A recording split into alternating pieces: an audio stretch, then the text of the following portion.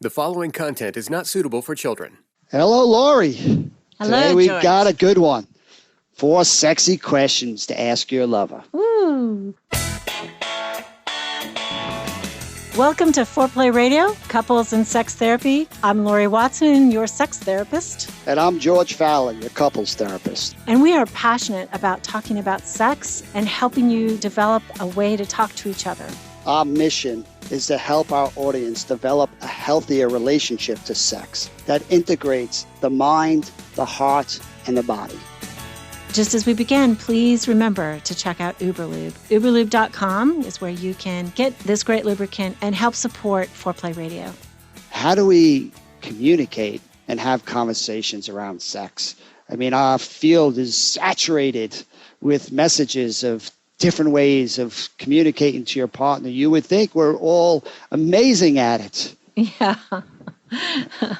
absolutely.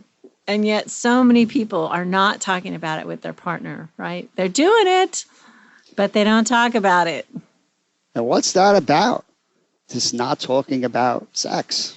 I like this guy, Justin Lee Miller, and he's a researcher. He's done research actually on EFT and sex. And he says, you know, you are so much more vulnerable talking about sex than doing it. What? Why? That resonated with me, and I think that's true. I think it is so much harder to talk about it than just to do it. Why do you think that is, though? Because we've separated the sex is so often the physical. Mm-hmm. And that's all we're paying attention to. And yet to talk about sex, you're going to have to really bring in the emotional, the spiritual, the mental. I mean, all those components that there's no way of separating that. Mm-hmm. And I think most of us want to protect ourselves and our partner from these difficult conversations.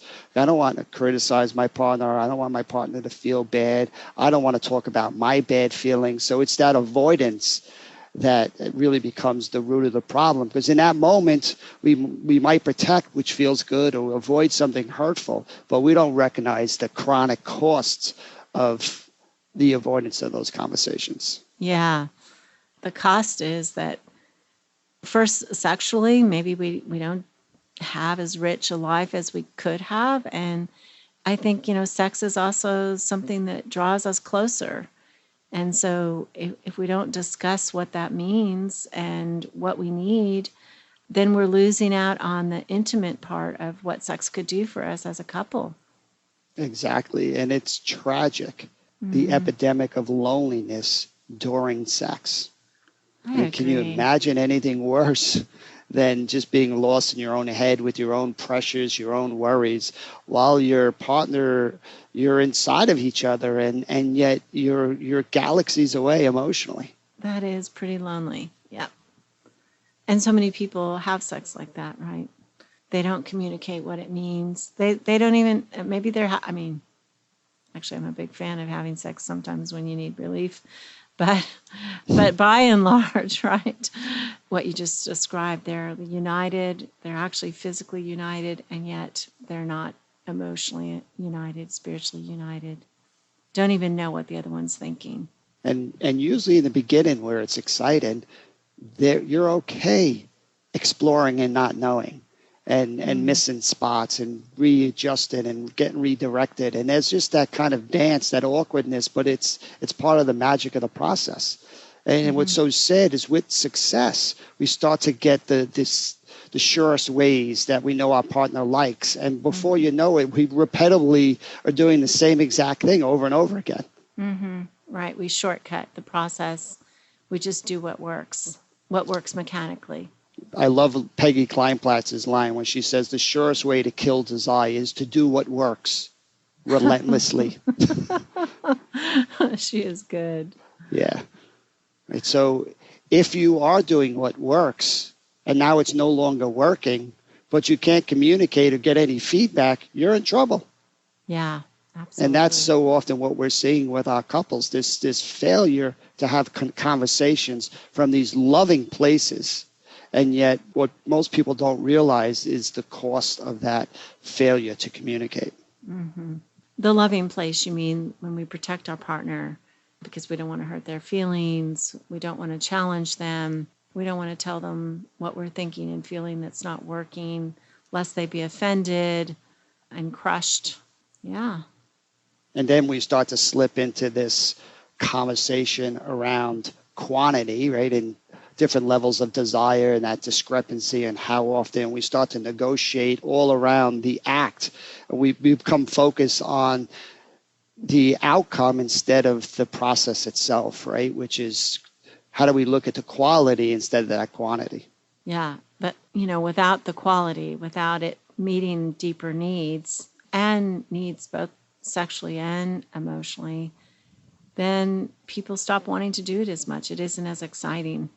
I think he's a sex therapist or as a couple therapist, we've kind of fed into this negative cycle, right? We become so practically focused. Let's barter, right? You want it every 2 weeks. Your partner wants it twice a week. Let's negotiate and get it down to once a week. How does that sound on both ends? Right? And what Sounds we're like I'm not missing, getting it enough and my partner is getting it too much. that's right. Both are losing. Or you can see the process is trying to get you to have those hard conversations. Yeah. Right? It's a way of getting to know each other a lot more deeply when you could communicate, why do you want it every 2 weeks only once and you want it twice a week? Like, what is that like when you're not getting what you need? What is it like when you actually do have sex with each other? I mean, there's so much good stuff to work with if we're just willing to face those hard conversations. Yeah, I have a client that I've worked with for a while, and they've been hung up over what to do in sex. One person wants to do something more experimental, more breadth of what they do, and the other person, I think, actually wants more depth, wants more soul connection. And they're so stuck. They're not able to talk about it. But I think the good news is they both have erotic ideas and feelings, and it keeps getting stopped in conversation, but they have it. They have their answers right in front of them. They just need a pathway for it to be really safe to talk about it, to share what I say is the erotic mind with the other. And I mean, I think that what stops that conversation so much, George, is this sense of, I don't want to know what you're thinking because then you're going to want me to do something that I'm uncomfortable with. But what our partner is thinking sometimes has meaning. And if you can't listen past what alarms go off inside your own body and hear your partner all the way through, you never kind of get to what it means to them to have that. So Such a good, important comment. I want to highlight that fear of judgment from your partner keeps you hiding yourself. But in effect, what you're doing is you're judging yourself and your partner without even risking. Right? You're saying, I don't believe my partner will be able to understand this. And I don't think I deserve being able to say that or to stand up for that. Right? And then there's nothing we could do with those judgments that are never even expressed. They're never going to change. we also have to manage not just the fear of our partner's judgment, but when our partner is speaking, I guess, the alarm that goes off inside us. That piece, like, can you just tamp that down a little bit for a period of time? Like, think about it as a process of conversations. What's the meaning behind this thing that my partner wants to do that I don't? And why am I so fearful? What is it in me that is causing this fear? It's that curiosity and kind of that mindfulness, like just observing, okay, I feel really anxious about this right now. I'm going to see that I'm feeling really anxious, but I'm not going to shut down. I'm going to stay open to process and to see what happens. It's a huge discipline to do that. I like the word discipline. Great lovers are disciplined. They put in the work. They're very intentional. And that includes the importance of conversation. We need to really redefine the target. Again, as a therapist, I see often how I feed this negative pattern. I get so focused on dysfunction and trying to get them towards something more functional. When how do I aim my target for something even better than functional? Like, what is great sex? People that are having great sex aren't interested in not having sex. They don't even think about it. People that are having great conversations around sex, this becomes natural. They can't imagine life without these conversations, If every time you have a conversation, it doesn't end well, no wonder why you dread these conversations. So I think that's our challenge. Like, how do we help people have success in their conversations? Both people need to be intentional in starting this off. Like, we don't want this to end the way all these conversations end, which is both of us feeling worse. Can we both work on the goal of having success in this conversation? I think that intentionality on the front end makes it a lot more likely that you can hit that successful target. And I know that I've got people listening who are sexual pursuers, and they're like, absolutely, let's have these big conversations. That's what I want to do. I so want to do this. And if you know that asking your partner for a conversation about sex is going to send them into a state of panic or into alarm, I mean, you're going to have to do this really sensitively, or you're going to have to wait until there's more safety in the relationship to have this. I know this is really exciting to do this, but you also have to think about who your partner is and what's going on right now in your sex life. I mean, I'm thinking of a couple people, and I'm like, I don't want them to open this conversation right now with their partner because it's going to push them beyond where they're ready. So we have to think about the timing of this too. Right, and both people have to buy in. You can't just have one person buy into this, wanting to have this conversation. Otherwise, it's not going to be successful. So that is the really big question. How do you get the withdrawer or the avoider who doesn't want to have the conversation to see the value in having the conversation for themselves and the betterment of the relationship, not just out of obligation to their partner? Yeah, and we're going to come back and offer you 4 questions that we've thought of that are just open-ended and hopefully something that will spur conversation that you can make safe and maybe even sexy. I'm looking forward. Okay. I'm doing a Patreon Live on July 10th, Friday night, and I'm pushing it back because I think a lot of people could not join our first one. This is going to be at 8 p.m. Eastern Standard Time. For those who are our patrons, please come and join me. We really want you to check out uberlube.com with the coupon Foreplay. It's a great lubricant. It's the one that I've been recommending for years, and I recommend it because it is a great glide. It has no taste. It has no smell, and so you can use it throughout your lovemaking experience. That would be an awesome feel for you to try this if you haven't already tried it. It's also made from basically silicone, and what's good about silicone, I don't know if I've said this before, but it doesn't get easily absorbed into the body. So some lubricants get gummy and actually create a drag, and that is a not good feeling. But this one stays on the surface of the skin. It's not absorbed, so it's always gliding, and that is great for touching, great for sexual intercourse. Okay, so try uberlube.com with the coupon Foreplay. We appreciate our sponsors, and they are also sending out free packages to the first 20 patrons who come and sponsor us on Foreplay Radio. Boone, North Carolina, August 28th, 29th, and 30th. A weekend up in the mountains to talk about sex. Do we get any better than that, Lori? This is for therapists. It's not for couples yet, although we are kind of in our mind's eye thinking about how we can help our couples who are listening in a more intense way with a retreat. But this is a class that we're doing for therapists. So if you would like to check out George or my site or Foreplay Radio, we will direct you to that training in Boone, North Carolina in August. Come join us. George, successinvulnerability.com, your new training site. You have a new module. Yes, so excited about this, Lori. Module 2, working with secondary emotion, anger, withdrawal, protection, and blocks, the way people really, for good reasons, put up these detours in session. And most of the time it throws therapists off, and therapists start to feel like they're failing and get really frustrated, judgmental, problem solve. And they miss the beautiful opportunity, these blocks, to really pivot and become flexible. And really, it's the process telling us where we need to go. We just need to learn how to embrace these blocks. So I'm so excited about this module. So please, therapists listening, you want to get better at your craft, sign up and join us. George's new module in successinvulnerability.com. Check it out. Talking about secondary emotions and blocks.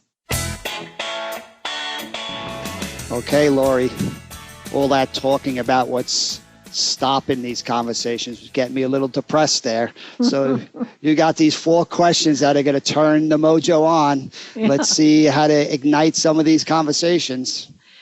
I think that many of our conversations, like we said, titrate down to how much do you want to do it? What do you want to do?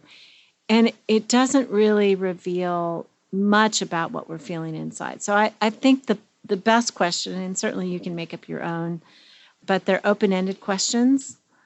So the first thing I thought about was question number 1, what happens in bed that means the most to you and feels the best? So we're talking about 2 parts, the emotional aspect of sex, maybe the spiritual aspect of sex, and also the physical aspect of sex. And we're just asking our partner to think about both parts. I love that question. It's really getting to the heart of the quality. Like, what made this really work well for me and my partner and their relationship, where I'm becoming deeper in myself and yet simultaneously more connected in a deeper way with my partner. Yeah, absolutely. And how many of us never answer that question? Right. We feel it, but we just kind of on to the next thing. This is making it more intentional. And I think what you just said, some of us don't answer it. I think this is a question not just for our partner, it's a question for ourselves.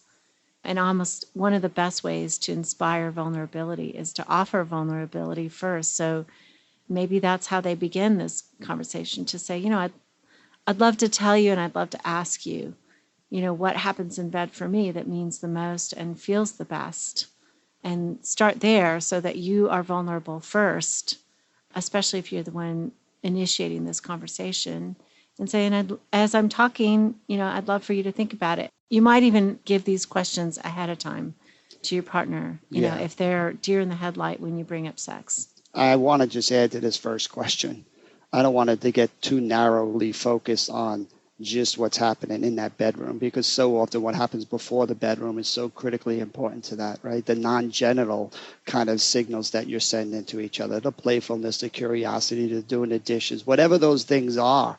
Like, how does that set the stage for what's actually going to work now in this bedroom? And what do you think those things mean? When those go well, what does it mean? I think that it's high levels of interest. Yeah.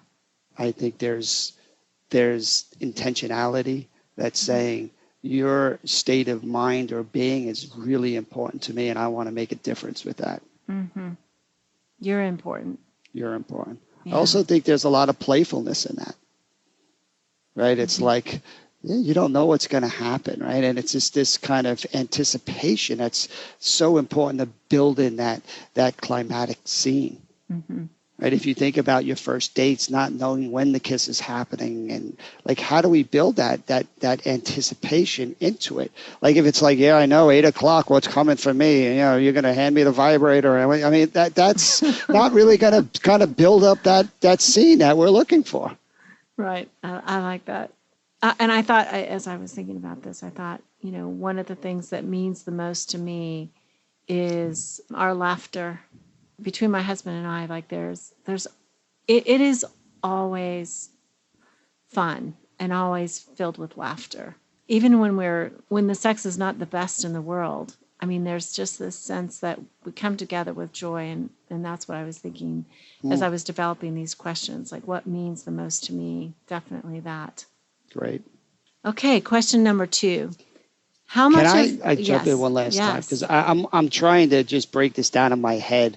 I want our listeners thinking about pre-sex, the sex act itself, and post-sex. Like, these are 3 different elements that are really important. And if you could start identifying, like, where am I really strong? Which ones can I work on? I mean, the goal is to have strength in all 3, right? If you're building up that anticipation in the pre-act, that's probably setting up the act itself to be more successful. And then how intentional you are afterwards, that afterglow, kind of staying in that, really installing that positive emotion that comes in these moments. I mean, I think that intentionality I find helpful. You're asking people to think about it at different stages and different levels. The question, what feels the best, that can be a hard one to answer, right? Because so many times that one is where people get snagged. It's like, oh, I don't want to actually say those words out loud. That feels so vulnerable to say that out loud. That can be tough. Yeah, I'm just laughing to myself saying, I could see me having a conversation with my wife. Well, what do you want to talk about? The pre, the during, the post, and give it scores? And like, just seeing her roll her eyes saying, oh, my, this is about the last thing I'd want to do is to have that conversation. You're going to have to up your game here, boy. All right. Okay, question number 2. How much of your erotic imagination do you feel like you've shared with me, and what encourages you and discourages you from sharing more? So this one, I will say, that the sexual pursuer is always after the sexual withdrawer to tell them what they think about, what turns them on, what's sexy. But one of the things I've noticed is that sexual pursuers often don't share their own mind as well. Not in a full way. I mean, maybe they share, hey, I want to do this tonight. But that's different than sharing, like, I don't know, just your fantasy, your imagination, the contents of what's inside. Right. Hey, we got a lot of training to hide our imagination around sex, and we don't get a lot of training to know how to share it with other people. For the most part, we're hiding it our whole lives. So no wonder why we wind up doing the same thing in our relationships. So I couldn't agree more. It's such a rich area to grow in, but you have to have the courage to see the benefit in doing that. Right? Just because you have a fantasy doesn't mean you're acting on it and anything else, but there's something about that energy and that curiosity and what it opens up and what it turns you on. And if you could have that non-judgmental kind of accepting, playful place, it just opens up so much more energy in your relationship.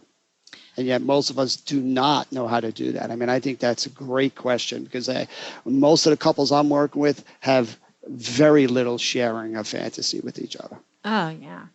I was reading Alain de Botton. I don't know how you say his name very well. And he's a philosopher. I love him. And he talks about how most of us have crazy thoughts about sex. And we judge ourselves. And, sex is just not something that can be easily bridled. Our sexual mind, some of the reasons we don't share it is we think our partner would be disgusted if they knew all the things I think about. So it's really scary to bring it up. But the reality is, it turns out most people have crazy thoughts. I mean, it's kind of human to have all kinds of things that turn us on and all kinds of situations and to feel different things about sex. I mean, it just... And to balance that message. Okay. If some of these fantasies you want to put restraints on, because they don't capture your values, then that's your choice to make too. What we're saying is maybe some of these fantasies that are appropriate, that feel, it's just, I think so many of us are trained to restrain it all, that there's nothing we then can send over to our partner, and it just becomes this huge divide wall. Yeah. Right. So if your faith or your spirituality is hugely important, and some things feel like you don't want to go down a certain road because that's a slippery slope, I mean, that's your call to make. But what are some of these other types of fantasies? And maybe the fantasy is going to be about your partner, or maybe it's going to be about a time early in your life with your partner, whatever it is. Like, how do you kind of just share these parts of you that you are in your own head with, but often not communicating? Yeah. And I'm certainly not advocating for a carte blanche, tell your partner everything, and that's good. But I think that's one of the things that discourages us sometimes from sharing is our own judgment about ourselves. It's not even our partner's resistance to it, but we look at it and we go, I never could say that. And certainly we don't want to say things that are hurtful or threaten our partner. I mean, that's just dumb. Right, to open up and say, yeah, thinking about Betsy your best next friend door. Really looks good. Yeah, thanks a lot. No, that's dumb. But I think there's a way to bring in the energy, like you said, from the things we think about and the things that turn us on, and some things that turn us on might be able to be shared, and we just don't. We don't share them. Hey, listen, if you want to share a fantasy about King Arthur and whatever his queen's name, Guinevere, and you Guinevere. want to be them. I mean, that's not really going to be too threatening, right, to anyone on the other side. And how do we bring more of that energy? I love it. Question 3. Okay.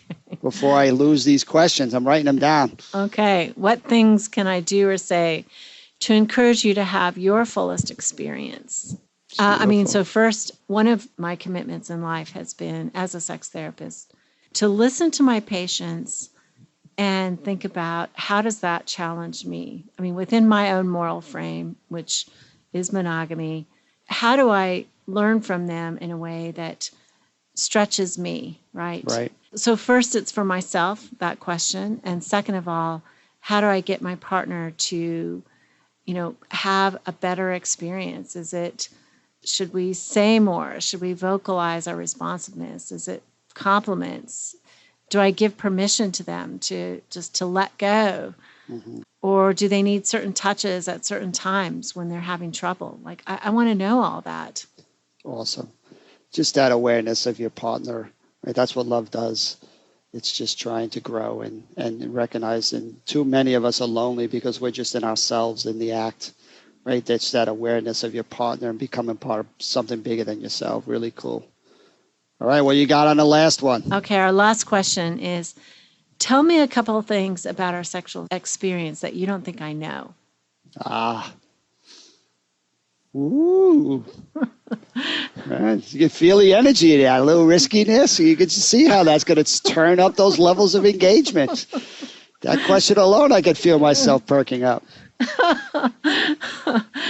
Okay. So, I mean, it could be good and bad.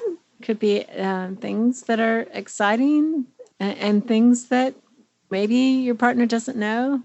I've had a lot of women who have sexual pain and their partner doesn't know that. All their partner sees is that they're turning off. Mm-hmm. But good, exciting things. I appreciate your response. Okay. I'm looking for the opportunity here. Yeah. And if it's not, that's one of our huge messages. If you're in pain, if you're trying to protect your partner, whatever the good reasons why you're keeping yourself hidden, the cost of keeping yourself hidden is going to be further distance in lower levels of engagement, right? Which is going to head us towards poorer sex. Great lovers are fully engaged. That's our target we keep aiming for. So those 4 questions are such a good way of really getting people to be much more intentional about noticing what's working, what's not working, and communicating with their partner. Awesome, Lori. I love them. Okay, thanks. You guys remember to check out our sponsor, uberloop.com, with the coupon Foreplay. And thanks for listening to Foreplay Radio. Yeah. And P.S., please tune in to our Patreon page so that you can catch the next exclusive episode and our next Facebook Live. We appreciate you joining us to spread this really important message. Call in your questions to the Foreplay question voicemail. Dial 833-MY-4PLAY. That's 833-4-PLAY. And we'll use the questions for our mailbag episodes. All content is for entertainment purposes only and should not be considered as a substitute for therapy by a licensed clinician or as medical advice from a doctor.